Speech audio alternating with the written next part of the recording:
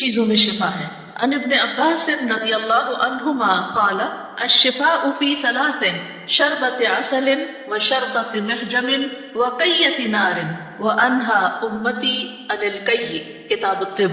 ابن عباس رضی اللہ عنہما روایت کرتے ہیں، انہوں نے مرفوعاً بیان کیا، یعنی رسول اللہ صلی اللہ علیہ وسلم سے بیان کیا، 3 چیزوں میں شفا ہے، شہد پینے میں، سینگی لگوانے اور آگ سے داغنے میں، اور میں اپنی امت کو داغنے سے منع کرتا ہوں۔ تو رسول اللہ صلی اللہ علیہ وسلم کا فرمان ہے کہ الشفاء فی ثلاث، شفا 3 چیزوں میں ہے۔ تو الفاظ کے ظاہر سے یوں معلوم ہوتا ہے کہ شاید صرف انہی 3 چیزوں میں شفا ہے، لیکن حقیقت اس کے برعکس ہے۔ ان 3 چیزوں میں تو یقیناً شفا ہے، لیکن ان کے علاوہ بھی بہت سی دوائیوں میں اور رقیہ وغیرہ میں بھی اللہ نے شفا رکھی ہے، لیکن نبی صلی اللہ علیہ وسلم نے ان 3 چیزوں کو خاص کیا کہ یہ بنیاد ہے۔ لیکن ان میں بھی یہ یاد رکھنا چاہیے کہ یہ 3 چیزیں بھی اگر مزاج کو موافق آئیں اور ایک صحیح کوانٹٹی کے مطابق لی جائیں، صحیح طریقے پر لی جائیں، تو پھر ہی فائدہ ہوتا ہے۔ کیونکہ بعض اوقات ایسا بھی ہوتا ہے کہ انسان کوئی چیز استعمال کرتا ہے لیکن اس کو فائدہ نہیں ہوتا، تو وہ اپنے دل میں یہ خیال نہ کرے کہ شاید یہ بات درست نہیں، شاید یہ حدیث صحیح نہیں، یا ہمیں صحیح انفارمیشن نہیں ملی۔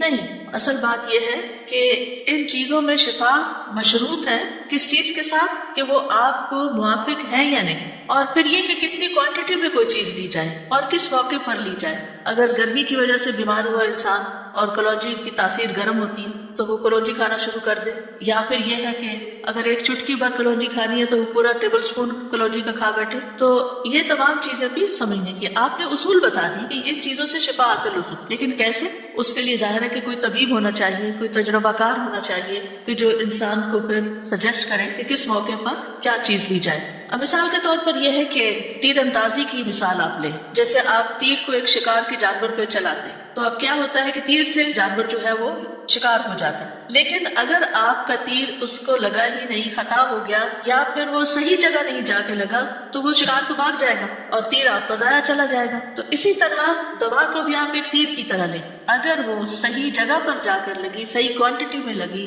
تو پھر ہی انشاءاللہ فائدہ ہوگا۔ بعض اوقات یہ وجہ بھی ہوتی ہے کہ انسانی جسم کے اندر کچھ رکاوٹیں ہوتی ہیں، یعنی دوا میں تو کوئی مشکل نہیں، دوا تو دوا ہی ہے، لیکن انسان کا جسم اس کو قبول نہیں کر رہا۔ اب مثلا آپ نے تجربہ کیا ہوگا کہ ہم ہر روز پانی پیتے ہیں اور ہمارا جسم اس کو ہضم کر لیتا ہے اور اس سے پیاس بجھ جاتی ہے، لیکن یہی اگر کوئی کڈنیز کا مریض ہو تو اس کے لیے یہی پانی جو ہے اس کو ڈائجسٹ کرنا ایک مسئلہ ہوتا ہے، یا اس کا اخراج جسم سے، یا ہیضے کا مریض ہے یا جس کو وامٹنگ وغیرہ ہو رہی ہے، اگر آپ اس کو پانی پلانا شروع کر دیں گے تو اس کا جسم اسے قبول نہیں کرے گا کیونکہ وہ اس کے مزاج کے موافق نہیں آ رہا۔ پھر اسی طرح یہ ہے کہ بعض اوقات بیماری لمبی ہو جاتی ہے، یعنی آپ کو ایک بیماری ہوئی، آپ نے ابتدا میں اس کو نہیں پکڑا اور وہ جڑ پکڑ گئی، تو جب کوئی بیماری جڑ پکڑ جاتی ہے تو اس صورت میں بھی جسم اس بیماری کا عادی ہو جاتا ہے، یا جسم اس بیماری سے کمزور ہو جاتا ہے، اور پھر جسم کے اندر اتنی امیونٹی نہیں رہتی کہ وہ اس بیماری سے فائٹ کر سکے، یا یہ کہ جو دوا انسان کو دی جا رہی ہے وہ اس کو صحیح طور پر فائدہ پہنچا سکے۔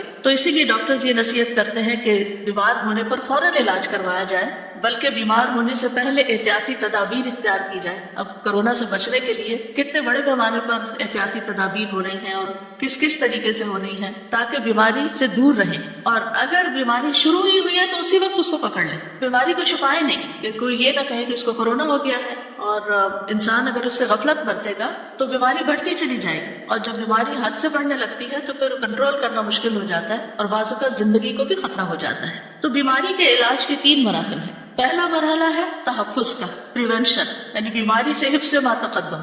دوسرا ہوتا ہے بیماری کا فوراً علاج کرانا، مثلا آپ کو زکام شروع ہی ہوا ہے تو اسی وقت اگر آپ شہد لے لیتے ہیں، شہد پانی، یا شہد پانی میں لیمو ڈال کے، اگر آپ کو لیمو سے الرجی نہ ہو، اسی طرح اگر آپ اس وقت کلونجی کا آئل جو ہے وہ لے لیتے ہیں، یا اور اسی طرح کی کچھ چیزیں، تو اس سے یہ کہ بیماری کنٹرول ہو جائے گی، یا یہ کہ اگر بیماری آئی بھی ہے تو بہت شدت سے نہیں آئے گی۔ اور تیسرا ہے بیماری کے علاج میں تاخیر کرنا۔ تو جب انسان بیماری کے علاج میں تاخیر کرتا ہے تو پھر دوائی جو ہے بیماری کے موافق نہیں ہوتی، اور اس صورت میں بھی اس سے صحیح فائدہ نہیں اٹھایا جا سکتا۔ تو یہاں پر نبی صلی اللہ علیہ وسلم نے 3 چیزوں کے اندر شفا بتائی ہے، ان میں سے سب سے پہلی چیز شربت عسل ہے۔ یعنی شہد کا پینا. صفراوی امراض جو ہے ان کا علاج شہد سے ممکن ہے، کیونکہ شہد جو ہے وہ مسل ہوتا ہے، اس سے کانسٹیپیشن دور ہوتی ہے، اسہال شروع ہو جاتا ہے، اور جسم سے ایسا صفراوی مادہ، صفراوی جو پیلا پیلا مادہ جسم سے نکلتا ہے نا، جیسے بعض اوقات وامٹنگ میں آتا ہے، بعض اوقات اور طریقوں سے، تو اس کو صفرا کہتے ہیں. تو وہ مادہ خارج ہو جاتا ہے. بعض اوقات یہ کہ وامٹنگ کی شکل میں نکل جاتا ہے، بعض اوقات موشن کی شکل میں نکل جاتا ہے، لیکن بہرحال شہد جو ہے فائدہ مند ہے. قرآن مجید میں شہد کے بارے میں واضح طور پر آتا ہے کہ فیہ شفاء للناس، اس میں لوگوں کے لیے اللہ نے شفا رکھی ہے. اسی طرح ایک حدیث سے پتہ چلتا ہے کہ کس طرح شہد کے ذریعے ایک بیمار کو شفا ہوئی. ابو سعید رضی اللہ عنہ سے مروی ہے کہ ایک آدمی نبی صلی اللہ علیہ وسلم کی خدمت میں حاضر ہوا اور عرض کیا کہ میرا بھائی پیٹ کی تکلیف میں مبتلا ہے. آپ نے فرمایا اسے شہد پلاؤ. پھر وہ دوسری مرتبہ حاضر ہوا، آپ نے اسے شہد پلانے کے لیے کہا. پھر وہ تیسری مرتبہ آیا، آپ نے فرمایا اس کو شہد پلاؤ. وہ پھر آیا اور کہنے لگا کہ میں نے ایسا ہی کیا لیکن شفا نہیں ہوئی. نبی صلی اللہ علیہ وسلم نے فرمایا اللہ نے سچ کہا ہے اور تمہارے بھائی کا پیٹ جھوٹا ہے، اسے پھر شہد پلاؤ. یعنی 3 بار کے بعد بھی آپ نے کہا. چنانچہ انہوں نے شہد پلایا اور اسی سے وہ تندرست ہو گیا، کیونکہ پہلے شہد نے جسم کے اندر سے زہریلے مادے باہر نکالے. کیونکہ بہت دفعہ ہمارے جسم کے زہریلے مادے اگر اندر ہی دب جائیں، اندر ہی رہ جائیں، تو بیماری جڑ سے نہیں اکھڑتی. تو ایک اور بات بھی یہاں سے پتہ چل رہی ہے، اور وہ یہ کہ بیماری کے علاج میں صبر سے کام لینا چاہیے، اور شفا حاصل کرنے میں جلدی نہیں کرنی چاہیے، انتظار کرنا چاہیے، اور انتظار اور صبر کے ساتھ دوا لیتے رہنا چاہیے، اور اللہ تعالیٰ سے دعا بھی کرتے رہنا چاہیے. کیونکہ بیماری بعض اوقات آتی اچانک ہے لیکن جاتی اپنے وقت پر ہے، ٹائم لے کر جاتی ہے، تو اس لیے اس میں پریشان ہونے کی ضرورت نہیں. اب یہاں پر آپ صلی اللہ علیہ وسلم اس شخص کو بار بار ایک ہی بات فرما رہے ہیں اور بالآخر اسی بات سے فائدہ ہوتا ہے. اگر وہ ایک آدھ دفعہ پلا کے چھوڑ دیتا، کیونکہ بہت دفعہ ایسا ہوتا ہے کہ ڈاکٹر جب ہمیں کوئی دوا سجیسٹ کرتا ہے یا ہم طب نبوی سے کوئی علاج شروع کرتے ہیں تو ہم ایک ڈوز لینے کے بعد دیکھتے ہیں کچھ ہوا فائدہ، اچھا چلو دوسری لے لیا، نہیں ہوا، چھوڑو اس سے کوئی فائدہ نہیں، اور فوراً گھبرا کے وہ دوا چھوڑ بیٹھتے ہیں اور پھر بیمار کے بیمار رہتے ہیں. بعض بیماریاں جلد ٹھیک ہو جاتی ہیں اور بعض بیماریاں بہت وقت لیتی ہیں. ایک دفعہ میں کسی ڈاکٹر کے پاس گئی اور میں نے اپنی بیماری کے بارے میں بتایا، تو انہوں نے کہا کہ یہ بیماری آپ کو کب سے ہے؟ تو میں نے بتایا کتنے سال سے ہے؟ تو انہوں نے کہا کہ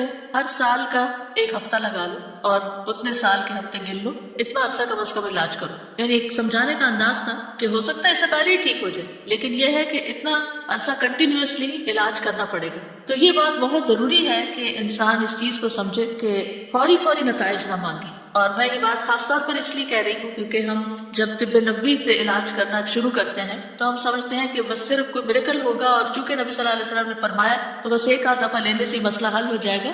ہمیں پورے یقین کے ساتھ لینا چاہیے دوا کو یا ان غذاؤں کو. یہ تو دوائیں نہیں بلکہ غذائیں ہیں، لیکن جلدی نہیں مچانی چاہیے. اگلی چیز جو آپ نے بتائی وہ ہے شرطۃ محجم، حجامہ کی کاٹ جو ہے، یعنی سینگی لگوانا یا حجامہ کروانا، کپنگ جو ہوتا ہے. تو کہا یہ جاتا ہے کہ جو خونی امراض ہوتے ہیں، یعنی جو خون کے بگاڑ کی وجہ سے پیدا ہوتے ہیں، ان کا علاج جو ہے وہ حجامہ یا کپنگ جس کو بولتے ہیں، یا سینگی، کیونکہ سینگی اس کو سینگ سے ہے.